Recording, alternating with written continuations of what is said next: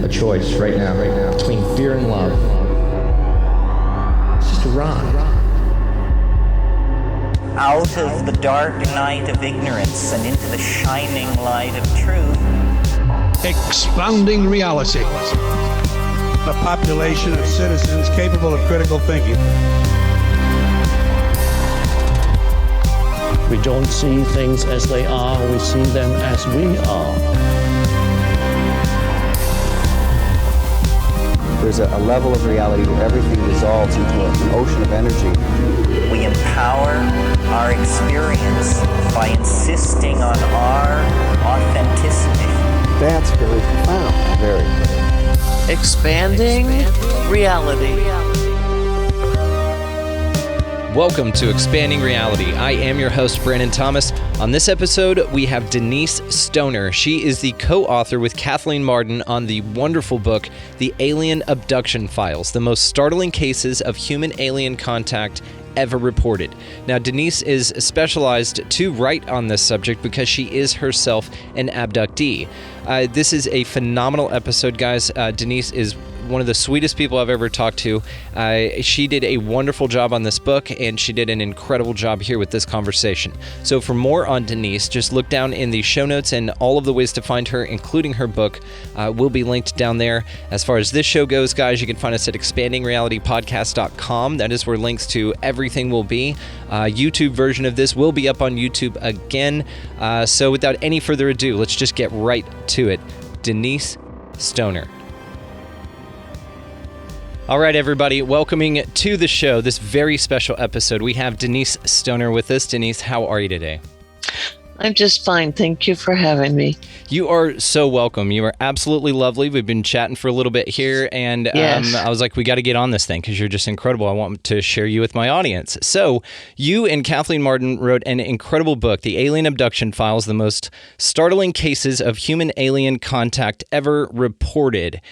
This bad boy is awesome. You sent me a very sweetly signed copy. I really do appreciate it. I'm glad you read it. Yes. Are you done with it yet, or? I have thumbed through, to be fair, but I kind of save a little bit, and I do this on purpose because there is some stuff in here that I want to ask you about that I'm going to learn as the audience does. So, but for most of it, incredibly well written. You and Kathleen, like I said, did a wonderful job on that.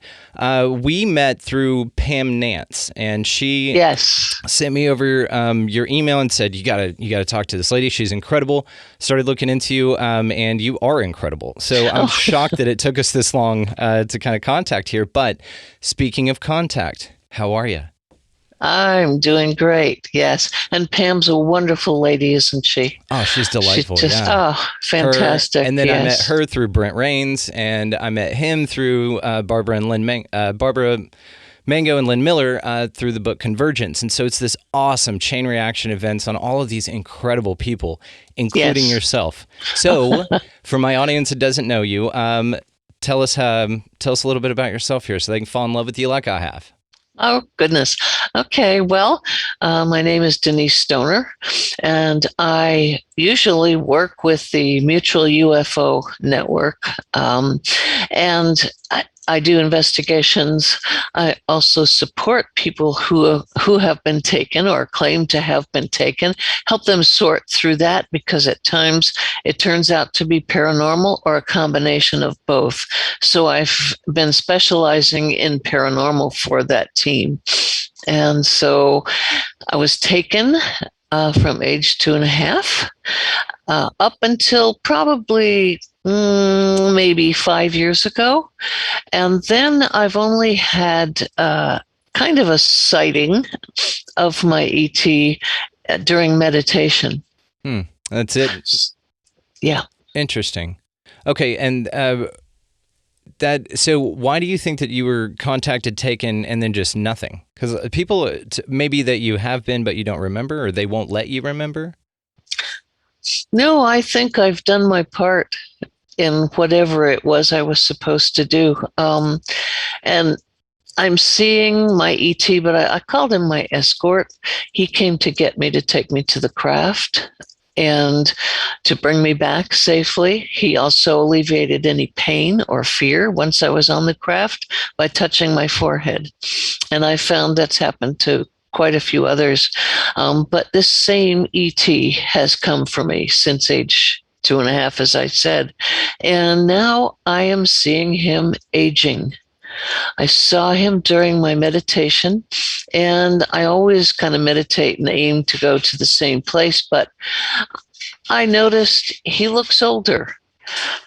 If I showed him to you and lined him up with a bunch of others just like him, you probably wouldn't be able to tell or be able to recognize him if I said, there's one in there that's different from all the others.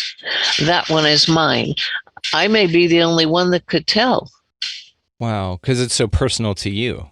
Yes, I think so.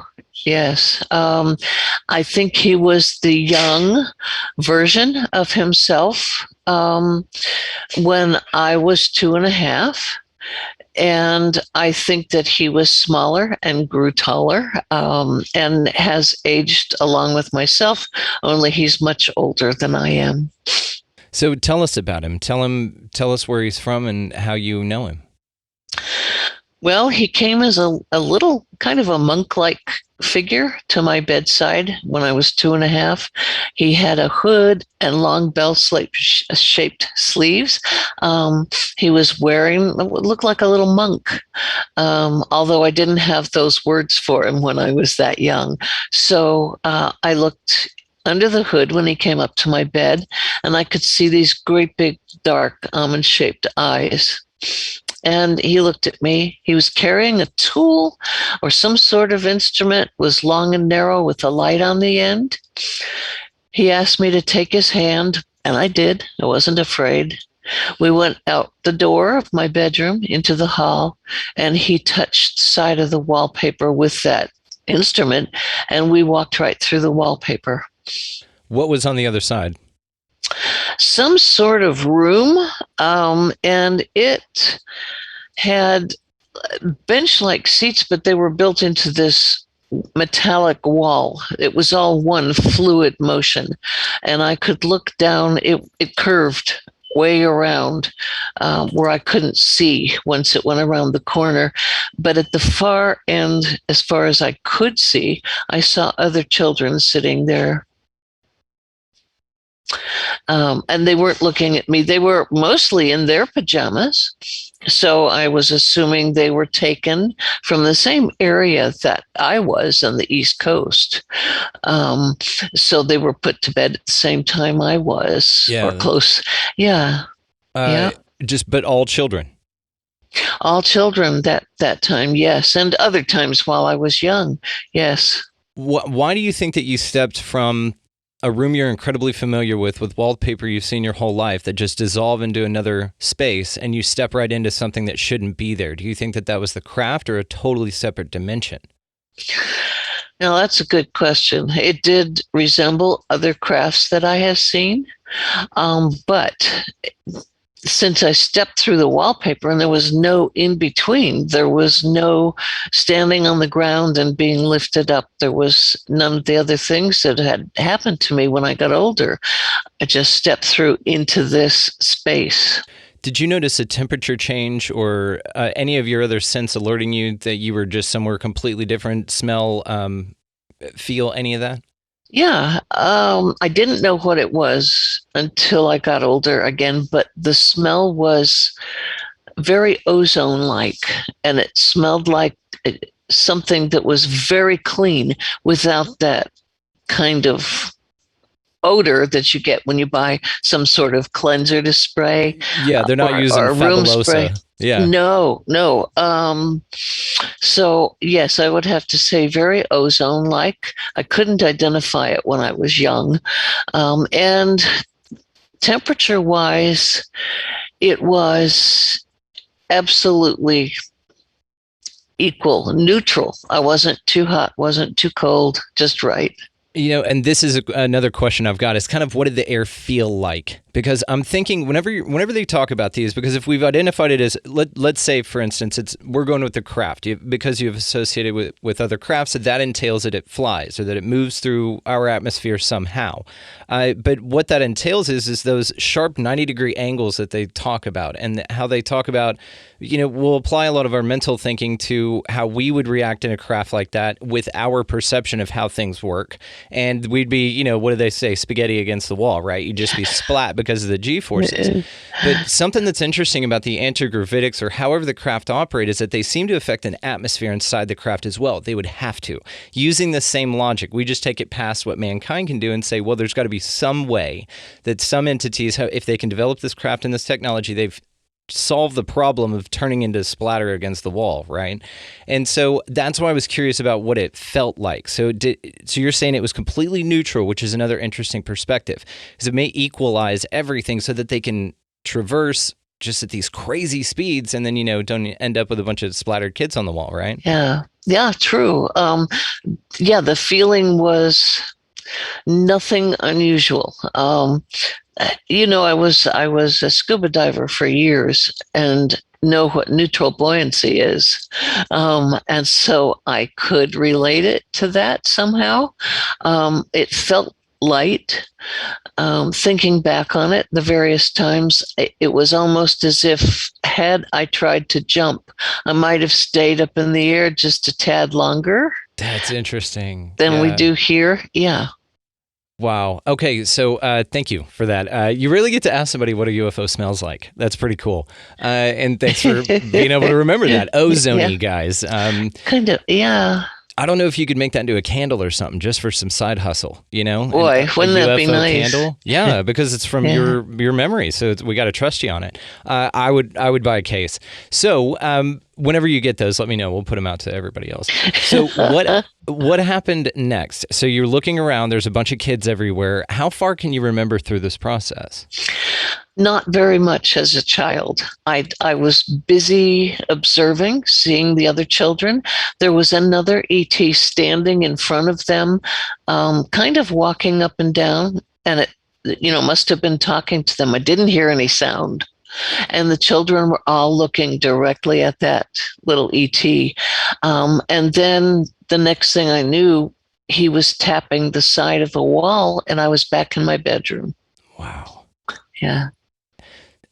What's interesting about this is so you were hypnotically regressed to remember this, right? No, that's what I remember without any regression at all. I have had hypnosis by Kathy several times, but only to fill in some blanks. But I didn't need any blank for that. I didn't have any. I was just there, and I recall. This makes me smile even bigger, because it's fascinating to me that not only can you remember back that far, but also that they let you, is kind of the consensus on this, right? Because they don't have to let you remember anything. No. Now, do you think that it was because you were so young? How old? 2? 2.5. 2.5. There's this. Go ahead. No, people want to know, you can't remember back then, and you this and you that. Well, the main reason that I can is my mom was in the hospital giving birth to my sister. I was with, there goes the dog. This is a dog-friendly show. I've got 3 of them in the room right now. I'm shocked that they're not going off. Yeah. But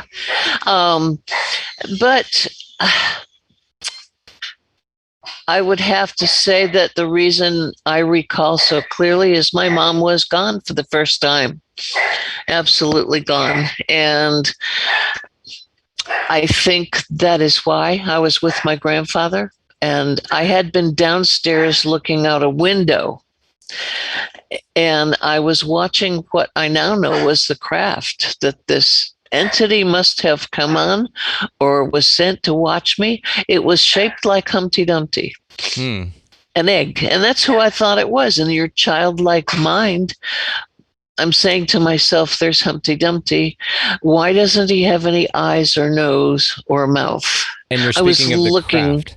I was looking for the full feature. And this was just prior to going to bed when I was taken. And my grandfather came through. I was standing. I had climbed up on this little sofa we had. And we had a main living room and then a smaller one. And that's where I was. Well, my grandfather came through. I remember exactly what he looked like. Had a dish towel over one arm, so he must have been doing our dishes, and was checking on me. And I showed him, and I said, "What's Humpty Dumpty doing up in the sky?" And he looked, and I remember right now the fear on his face. He was afraid. Are we talking daylight here or twilight? No, it was evening. It was in Hartford, Connecticut, and so it was also wintertime, I believe, because it was cold outside. Yeah, it gets dark earlier. So did you see the craft physically? I mean, yeah, I was watching it.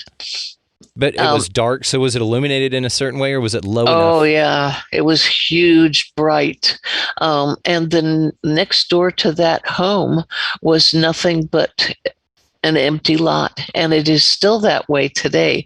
I had someone who interviewed me and lived in Connecticut, went and took a picture of it for me of the house. And so the UFO descended in that lot? Yeah. Did it land and make contact? No, it was hovering. Okay. Just like it was watching me, I think. Was it what color? It was somewhere between the brightest yellow of the sun and almost verging on a whitish gold. Yeah. Any lettering or writing on the outside, such as 2 lines and an upside down A, which is just a V? I'm thinking of the Lonnie Zamora case, because it was an egg-shaped craft as well. That's pretty cool, though. Okay, well, I'm fascinated again. So there's this thing, and I just heard this the other day, and so it's crazy that you even have this story, because there's this thing that has to do with your age and your identity. So usually about the age, and people kind of argue over this as the theory goes, but psychologists have looked at this and said that from about the time you're born to 24 months, somewhere in there, you don't picture yourself as a separate entity. The example used is a motorcycle to a sidecar. And basically, you're the sidecar. You don't see yourself as separate from your mother, and that's your mother specifically. So when this was cut right there, there's this awareness point that you've got where you think on a dimensional plane at that age, because you don't feel yourself as separate from other things. You're just part of a whole. But we lose that through, domestication, as Don Miguel Ruiz says. But right. We, but you being able to remember that, I completely believe that you could do that. There are people who remember being born and can remember and verify like what their dad was wearing and stuff. It's crazy. Yes, that's true. It is. It's crazy. And I think another part of it was my wallpaper in my bedroom was all nursery rhyme characters. So I was trying to relate what I was seeing out the window to, oh yeah, that's Humpty Dumpty. When I went to bed, I started looking for him in the wallpaper and he wasn't there. I didn't have him. Oh, or some kind of weird Mandela effect where you went outside, saw the thing, and they erased the thing from it.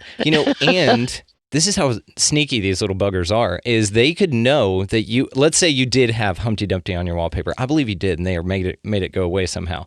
So let's say that you did have that, and you saw that. Well, maybe they can read your mind and turn the craft into whatever the hell they think that you'll be the most comfortable with. A Humpty Dumpty without arms and legs or something like that. Yeah. So it's approachable. Yeah. You know what I mean? It's a little easier because they can make you think that they look like whatever they want, right? Exactly. I think that they are capable of that, of morphing into whatever their needs are at the moment. And even their craft. I mean, because there's some arguments that it's, organic and it's alive. There's some cases like, who was that was talking about that? Adair, right? David Adair, when he went to Area 51 allegedly with his rocket, and then he went into a building and it was an engine, but it was alive and he felt it, right? Yeah. That's so cool. Awesome, dude. So, okay, well, I could just nerd out on you about UFOs and stuff forever. So tell me about how you met Kathleen and Pam. Oh boy. 2 separate stories altogether, but Kathleen had moved from, unbeknownst to me, of course I knew who she was, had read her books, and I held meetings down here for people who had had experiences. So I was in the midst of getting the meeting started, and this little gal walked in the door, and I thought, no, that can't be. And some people who are known celebrities, don't want to be advertised. So I thought maybe she wants to enjoy the meeting. So I never said a word. I allowed her to join the meeting and just experience what everyone else was. And so she came back the next time, which was a month later. So I went up and spoke to her and I said, I've had an experience. So she listened and she was very fascinated with what I was telling her and what my recall was and started to take notes. And I thought, oh, well, maybe I'm not totally crazy here. She's hearing me. So I said to her, would you like to come to lunch at my house? And she said, I would. So I invited her, and maybe 2 weeks later, she came. We were sitting at the table having lunch, and she was asking questions about what had happened to me through my life. And I said, my husband saw one for the first time in broad daylight when we lived in Gunnison, Colorado. And she said, what kind of, stop, wait a minute, where? And I said, Gunnison? I said, you've never probably heard of it. She said, oh, yes, I have. When were you there? And I told her, and she said, I lived down the road 30 minutes from you in another nowhere town, ends in mountains, at the same time. And I am going to venture to say that we may have seen the same craft together on the same day. She was walking home from work. So that's how I met Kathy. And shortly after that, she invited me to co-author the book with her. She has been my investigator, and she's driven almost every place, every area that you read about in that book. Mm-hmm. Yeah. That's amazing. Yeah. And you two together, it's of course it's been destined. I mean, if you live like that, you saw the same craft and fizzled out. And then years ago you meet and remember that's insane. Of course this was meant to be. It's divine timing. That's incredible. Well, tell me about how you and Pam met. Well, sometimes, as I already mentioned, when we have experiences like UFOs and seeing entities, you get some paranormal things going on. Well, I had worked with a team. I lived in Denver for almost 20 years, and I worked with a team investigating that type of thing, people who had seen crafts up close and were now having spirits visit. So with that team, I learned a lot about the paranormal, and we moved to Florida, purchased a table it was from what they called the Hemingway collection, and it's Caribbean hardwood. And that Caribbean hardwood table brought a little something with it. I didn't see her for a while, but she was totally enthralled with documents, any kind of mail that had to do with forms, documentation. So if we left, that's how we found out she was there. We left some mail on the table. And the next morning, we intended to pick it up, take it out, put it in the mail. It wasn't there. It was gone. Never found that. Then she decided she would take some of my jewelry. If I took off my earrings for the day and put them down on the table, I wasn't going to have them the next morning. So one night I was lying in bed and I could see out through the living room, and this lady in white walked by or floated by the door.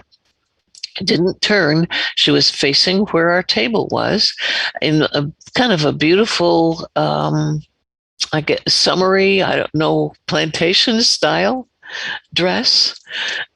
So I did get to see her. I told Kathy, and she had met Pam already or knew of her, so she called her.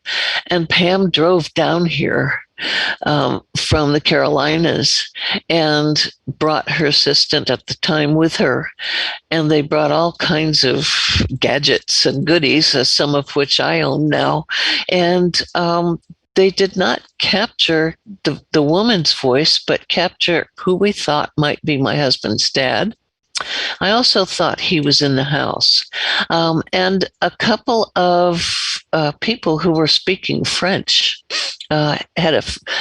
said something. I don't have it interpreted, but we sat there much of an afternoon. Kathy had come over also, so all of us were sitting there trying to figure out what was going on. And in the end, I ended up not too long ago giving away the table. Yeah. And the lady of the table must have gone with it, because there's no signs of her now.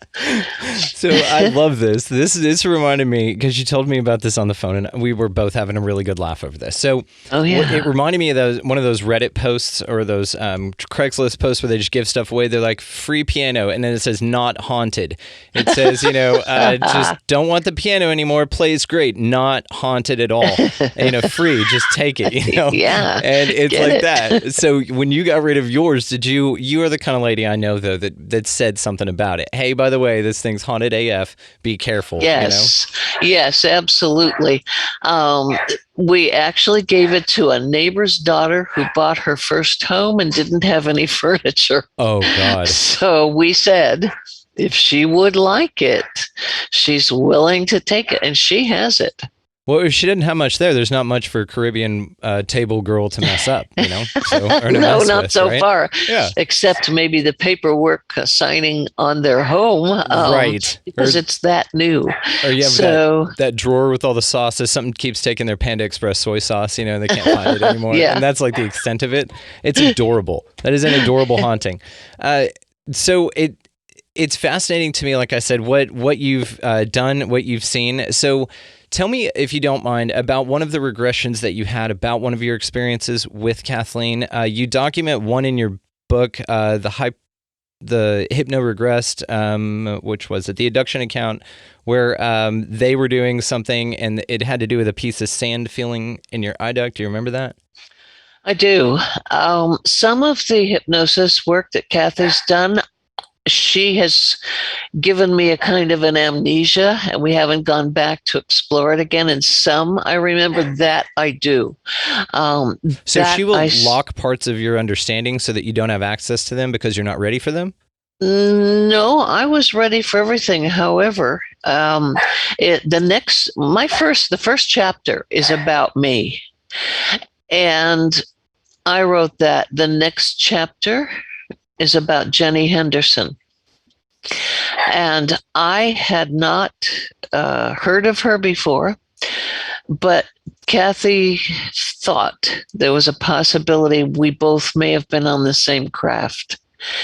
And she did the same thing with Jenny, just set in some amnesia so she could question us, get the answers, and then try to see if we had been in the same place at the same time. And so we think so.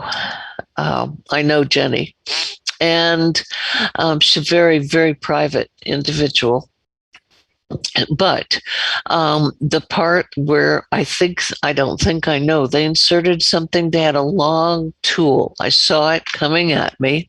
I was kind of pinned down, couldn't move. I was watching, thinking, what are they going to do? And just prior to having it inserted into my nostril, I looked and caught the sight of what looked like a white pearl, only it was very tiny, but it was pearlescent. It was not lit up, but almost, and up it went. And later on, I don't recall how much longer, they must have had no use for it, or it ran out of steam or something, because it actually came out a tear duct. Yes. And I have had sinus trouble, and also affected my eyes since then. And how old were you when this happened? Oh my gosh, that I don't remember. That I do not. No, can't pull that one up. I That's just okay. remember I mean, Yeah. That's okay. Just to kind of establish a timeline here. But you're the way that you described it, especially the wire over your foot. I mean, there's a whole thing that happens here. Do you feel comfortable walking everybody through that process, just so that we can articulate a little bit about what this experience is? Yeah, from the time I was a child until, like I said, about 5 years ago, I was taken or visited, sometimes into a craft. I was told things, some of which I cannot bring forward. And it causes pain if you try to bring it forward, not in just myself, but many others. It can be hypnosis. It can be an exercise you give someone to do at night during meditation to recall certain aspects of that life. And it causes quite a great deal of pain. So you stop. You don't try to bring that forward any longer. So I know that I have some things throughout the years that I was given in the way of information. Can't get it out. I guess it's not time. Hopefully one of these days it might be. Many of us feel like there's something coming. We expect something. It gets stronger as the years go by, and I don't know what it is. I have to wait with everybody else. But from age 2.5 up till now, I've experienced being used as a breeding human for them. As I got older, they saw me less and less, but also gave me this information that I can't recall. So I think there are several stages. I think you agree to do this. You just don't remember whether it happened prior to this lifetime. Kind of think so, because I research past lives, and I usually ask the person if they would allow me to check to see if they experienced any UFO sightings or ETs in that past life. And the majority of them say, yes, let's look at it. What's the percentage of people that have when you regress them? Well, this is fairly new research, so I'm going to say that out of 10, 7. See, I knew this, by the way. I was talking about this to somebody the other day. I was like, I bet you everybody has been abducted. Everyone. I mean, and then they just don't let you remember because they don't want, I think like you choose this at a certain level, right? If you want to go spiritual with it, we could definitely go that route. But also in this life, subconsciously, maybe whatever they're able to tap into, you kind of agree to it. And then those that either don't remember it or don't want to take part of it, they've chosen to opt out of it. Now, you might still take part of it. They just will be like, oh, okay, well, we'll just delete your memory. That's fine. We're still going to do this. Right. Which is something I do want to get into with you here in a minute. But please continue about that experience that you had. So up through, well, there were times when I don't recall, or it may have been quieter, or it wasn't needed. But I had a regression done by Kathy, and it was a past life regression because I wanted her to check and see if I had been taken. And I had seen crafts, but I haven't gone so far as to look at the part where I might have been taken. I was in a area where there were both gold and silver mines in Colorado, and we saw these crafts coming up through the valley. And we were used to running, apparently, because it was lunchtime and the men had come out of the mine. We carried lunch to them, and we all turned and ran up through the tailings into the mine. Rather than run home, close the doors, and not look out, we ran into the mine. And I had a clear picture, clear vision of that. And I looked at that specific lifetime because I had recall of it before, but not the part with the UFOs. Because you weren't asked the specific question. Right. I guess. Wow. Yeah. It's like yeah. you got to be specific. It's like, all right, what do you want to know? You got to be real specific, right? Right. Okay. Well, so this was a past life that you were able to tap into of your own. Were you male or female in that life, if you don't mind me asking? Female. Okay. And do you remember the time period or kind of the about? Yes. Before the sinking of the Titanic. Okay. And what about, were you able to pull up any historical photos or anything from that area and look at any of that?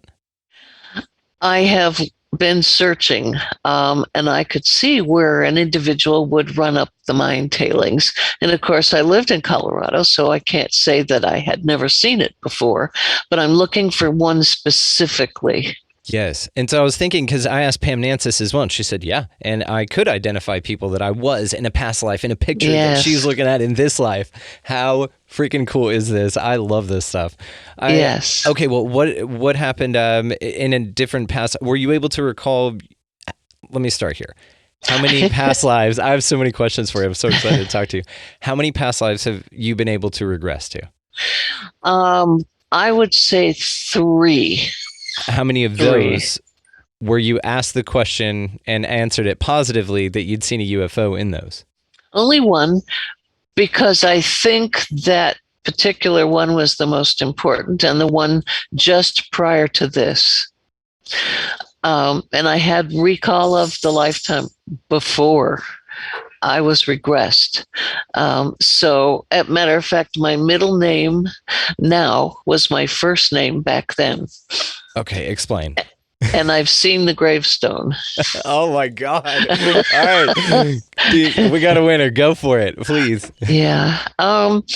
Well, I started to have some memories, or I don't know if you'd call it a flashback or what, when I visited a specific home in Colorado. And it was actually a historic home. And I walked in and was with a girlfriend. We were just looking around because there was going to be a tour of it later. And in through the back door came a very elderly woman, all dressed in period costume or dress, whatever you want to call it, being guided by the elbow. She was pretty old. She walked straight through into the living room where I was standing, and I recognized the dress. And so I said how nice it was to meet her, although I knew that I knew her.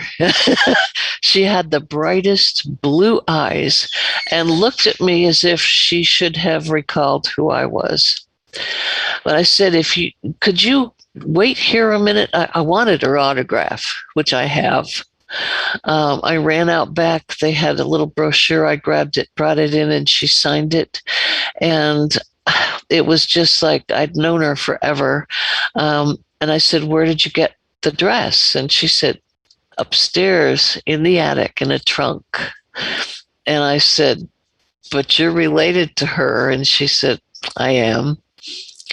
And then she was escorted back through the people that were there and out the back door. And I think that was as long as she could stay. But I knew that dress had been mine. Wow. There was no doubt. So then I started to have several episodes of recalling. And it just depended on the situation. I was afraid always of dying of a stroke. Well, I blamed it on the fact that I've had 2 double strokes when I was only 20 years old. And I thought, that's the fear. No, it took me until, oh gosh, maybe only 5 years ago to find out how she had died. And she had died of a stroke due to brain tumors alone in a hotel room in New York City. Damn. So I then thought, oh, that's silly. She's all right. I've had 2 strokes. I'm fine, but I was her. I don't think it's the stroke. I think it's the dying alone. It was, yeah, probably. You're probably right. So I looked to see what this, more about this woman. And I could see where I wanted to be remembered for one specific thing, and that was supporting women's rights. But that's not what I was known for. I was known for something else, and I kept pushing the other issue very strongly. I had a very strong personality, but my name was Margaret Brown. Does that ring a bell? It should. Molly Brown? Oh, no way. Yep. Crazy. I have absolutely no doubt. None. You're going to think I'm crazy, and I don't care anymore. I think the story's crazy and awesome. We think you're wonderful. Oh, I was a survivor of the Titanic. Damn. Okay. And I remember it, the whole thing. So was it a sabotage by, was it JP Morgan or Rockefeller to get the Federal Reserve kicked in? There's that conspiracy theory. Have you heard about There this? is, yes. Yeah. So I you don't had think an so. inside glimpse. But I mean, you may have did. possibly, and here's the thing you can't rule out about past lives is it's a different timeline than what you're on now. Totally. Because there's this argument to be made that, I don't know, it's just these thought experiments that go down about if maybe all the lives that you live, like every day you shift in new realities, right? And this is just a new one I've been playing with, that you don't change things in your reality. Let's say you want to change something about yourself. Let's say you want to quit your job and go do something else. You don't quit your job and do something else in this reality. You align your energies to the reality in which that already exists. Yes. So you kind of shift constantly. It's a fun way to look at it. But It is. You could say I'll this tell about- you how I got into this lifetime, but back in that one, again, I was all for women's rights, a women's advocate, and I wanted that to be in the forefront, and it was difficult. There's even a picture, and I can't find it, and I know it was taken, where I was standing outside with either the governor or somebody important, and there was a wrought iron fence, and on the other side are standing all the women I supported that came that day, and they're all wearing black dresses. Damn. To show, and I know it's there. I know it's out there somewhere. I just have to find it. And I was, again, a kind of a noisy person as far as getting my point across.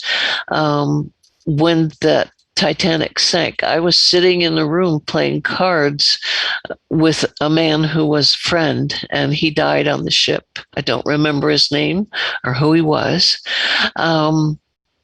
But all the way through, standing in the lifeboat, and I was rowing the boat standing up because I considered weak individual crewman who was sent with us would not go back and take a few more people. Our rowboat was almost empty. Yeah, you hear those stories like that. It's tragic. Yeah. Because they were just scared. Oh, yeah. So when I passed away, in between lives, you have some sort of guidance, suggestions. You make the final decision. I was down to 2 for this lifetime, down to 2, and I was taken to some sort of amphitheater where there were, I can only describe it in today's vision of it, huge, huge screens, but at the same time, it looked like waterfalls. There was one on my left, one on the right, and they told me to move up to the front seat, that I had to make a decision to stay or choose one of those lifetimes. What were the 2 lifetimes? Was it like you and Celine Dion? I think you picked the right one. Oh my gosh. I don't recall what the other one was now, but I can see it when I tell you about the screen. And you jump. You literally take your spirit body and you jump into that flowing, whatever it is, energy, water, and there you are. And something's there to catch you. This is analogous to the fabled leap of faith. Maybe that's also what that has to do with. It might. But then I was born into this lifetime. Damn. And you're like, yes, not Celine Dion. Good deal. Yeah.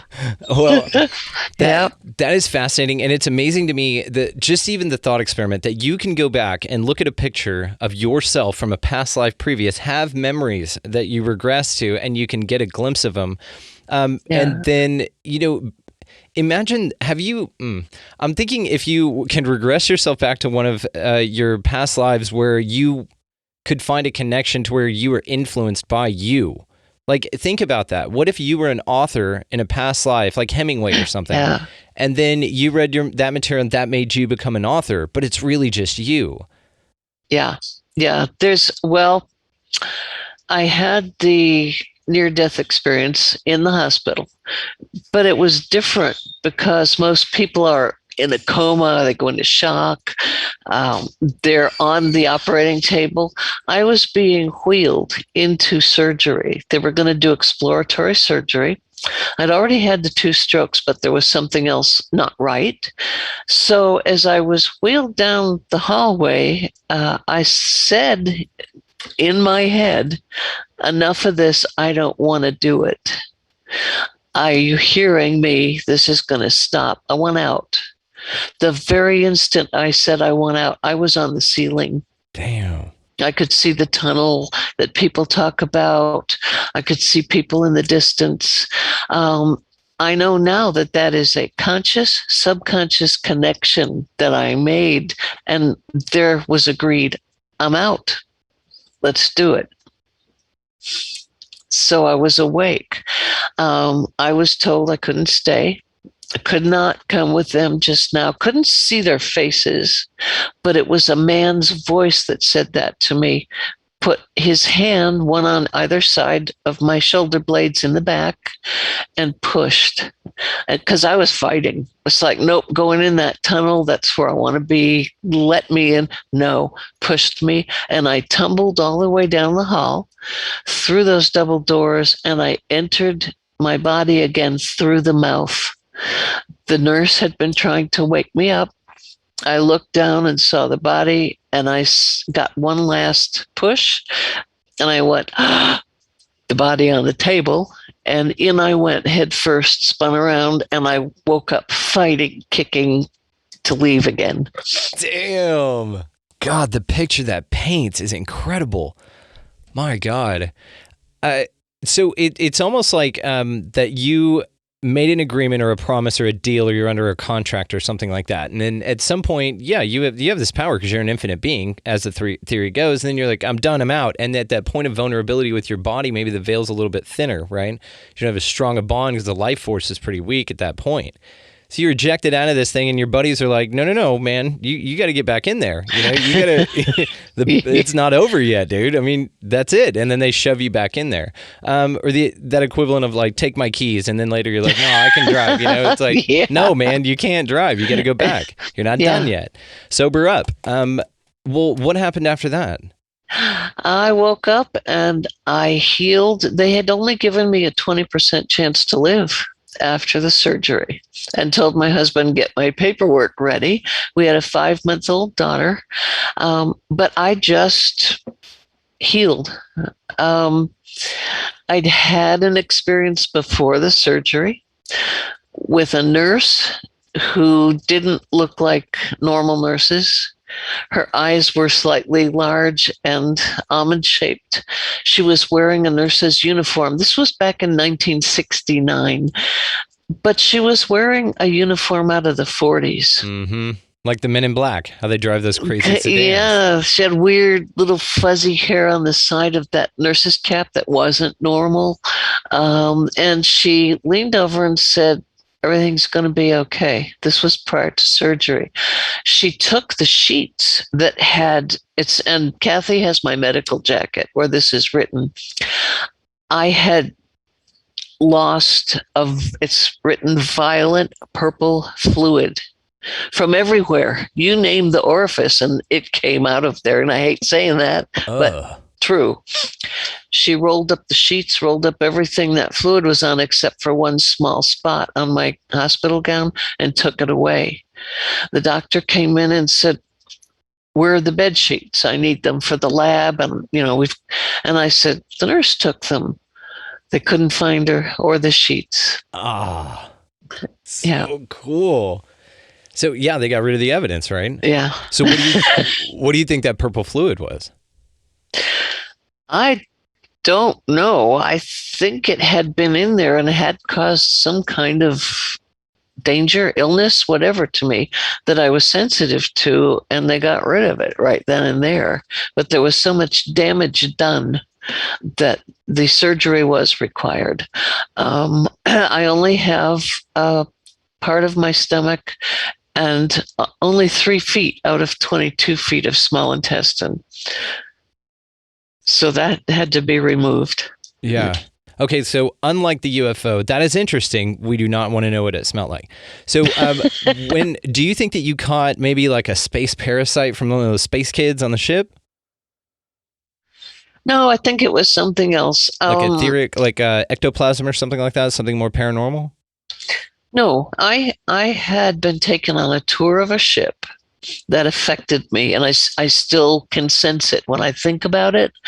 They asked me if I would like to see this one, and there are several types of crafts. This is just one.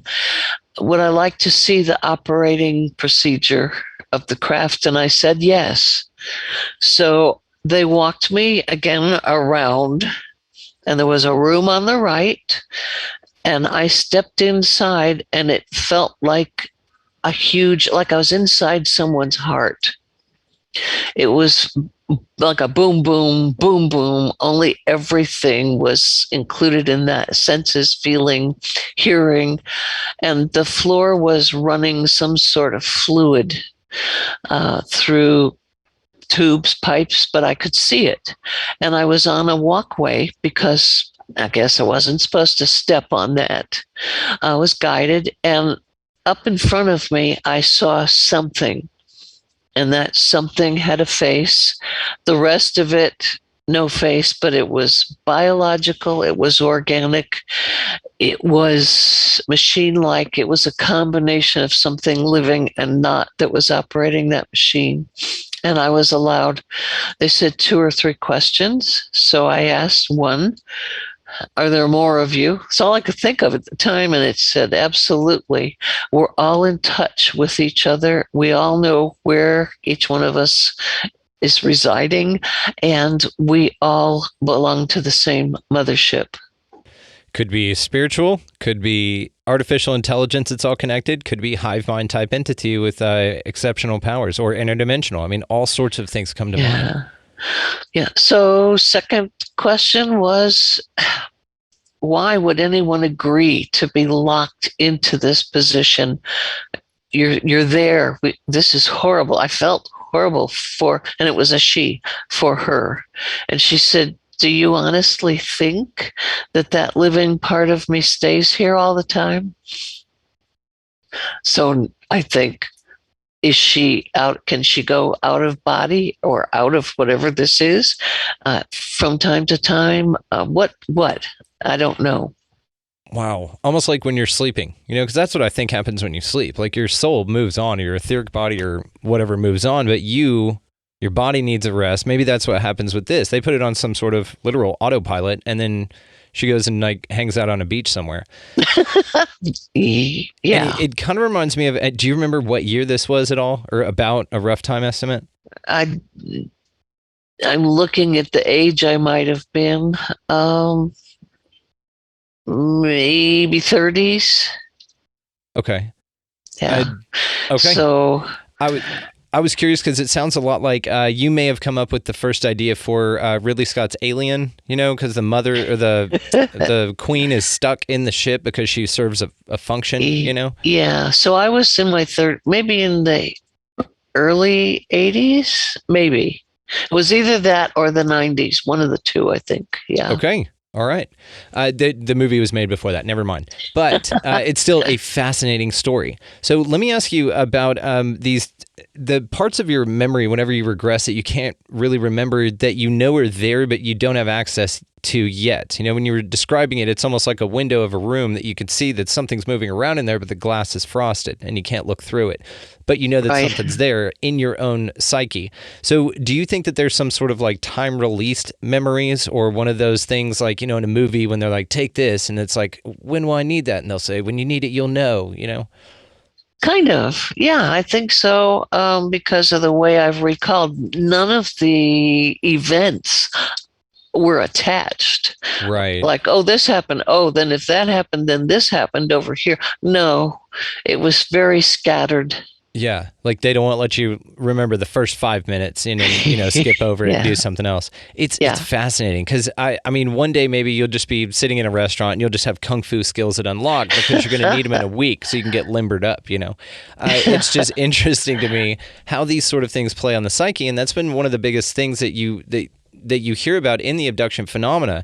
Now, what I love about it is the approach that you take about, really studying the physical, but also the psychological toll that it takes on experiencers. And you've got a huge compassionate heart anyway, but you've also just happened to have been through this stuff as well. So you've got a frame of reference. It's much easier to speak to people, but I can also tell, we have a group over here and they're not. They've just had a dream. They've watched too many movies, read too many books. We have a group in the middle who are absolutely experiencers. And then past them, I can tell, I can sense it. They want either MUFON or me or somebody to write a book, to make a movie about the story they've made up, yada, yada. And those ones are easy to spot. Yeah. So why do you think the abduction phenomena exists?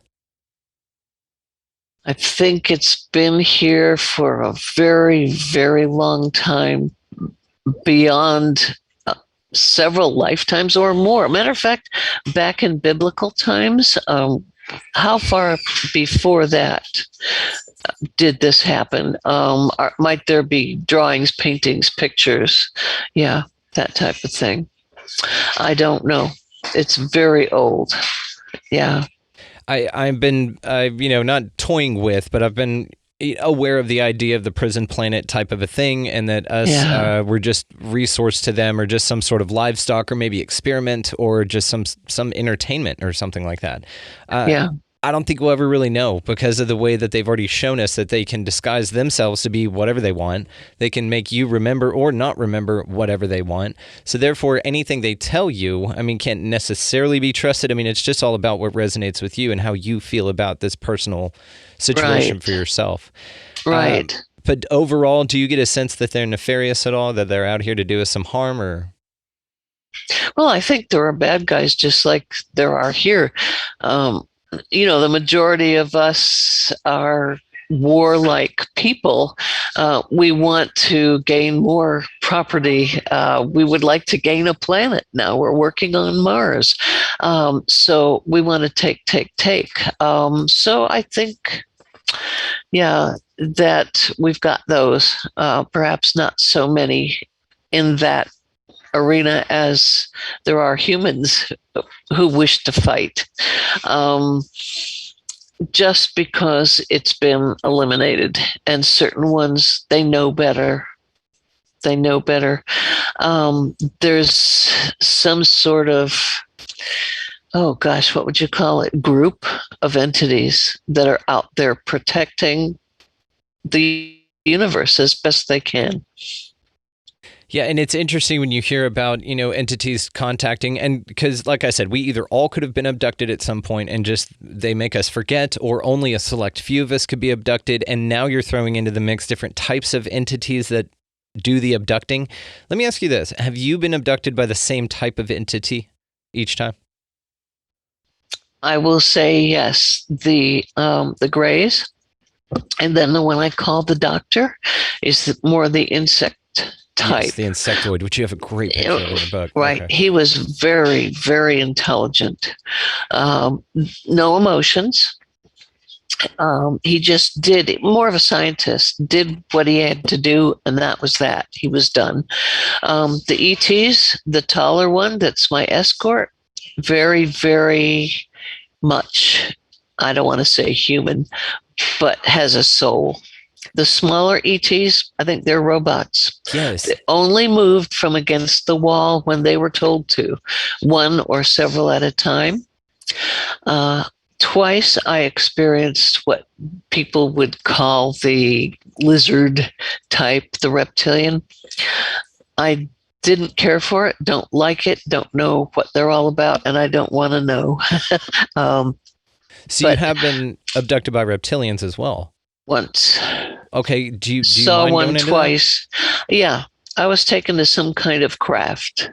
And I know it was here in Florida. I just felt it in the jungle.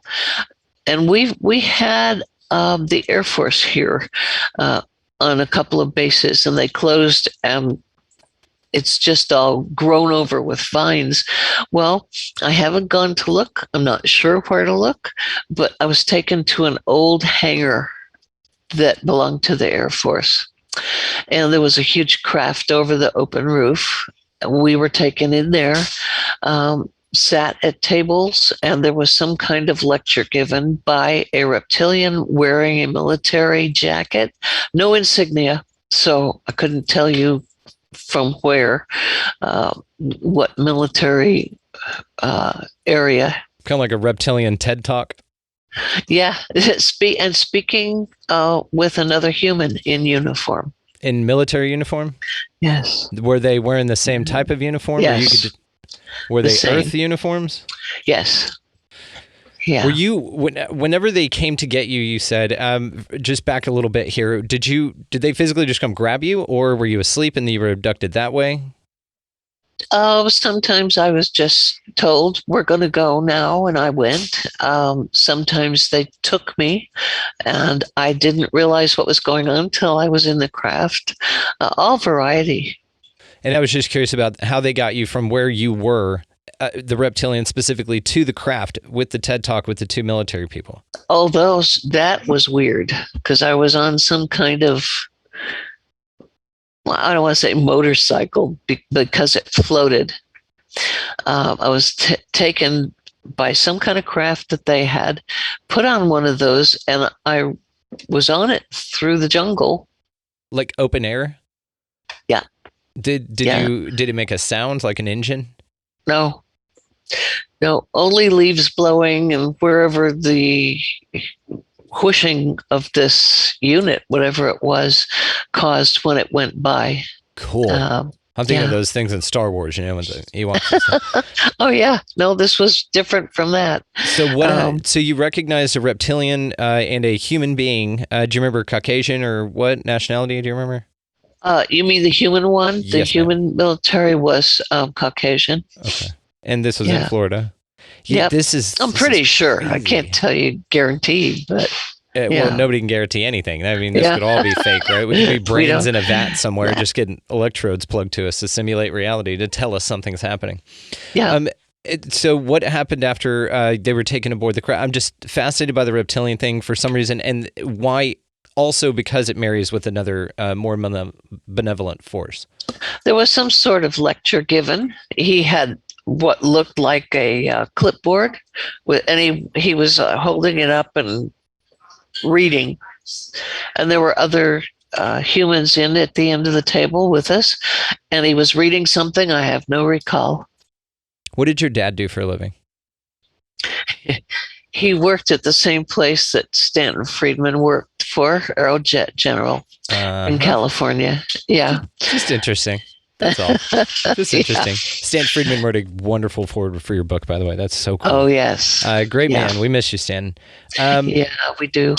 So I tell you what, this one's gone long for us normally, but I think you're wonderful, of course. I think that this was so much fun. I have it was a ton more things to ask you, but I'm going to have you back on.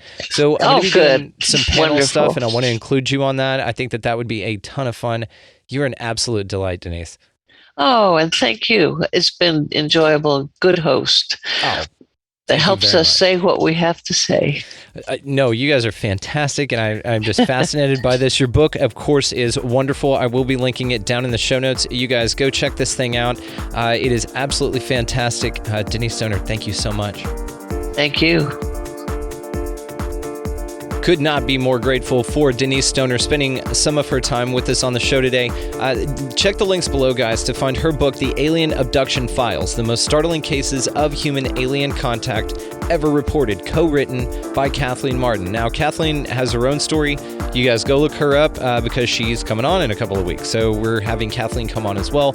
It's the part of the whole Brent Rains, Pam Nance, Denise Stoner. Everybody's just kind of in this amazing group together, and they've all been so sweet about coming on the show and telling their stories.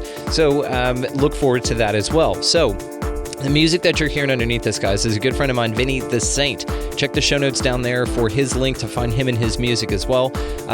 Also, the website will be linked down there too. So expandingrealitypodcast.com. That is where the links to all of the socials will be found, and that's how you can do that. So go out into this wonderful week in this beautiful place that we live, guys, and make sure to pick up a piece of litter. Go ahead and get out of that left-hand lane. You're being a pain in the ass, and you know it. Go ahead and buy a coffee or a water or a meal or something for somebody in line behind you or next to you or in your direct vicinity. It goes a long way. It's something super, super small, but it makes massive ripples in the universe. So make sure to take yourself up on that opportunity, as well as just go out into this beautiful place, guys, above all and anything. And y'all just be good to one another. Thank you so much for listening. We'll see you next time.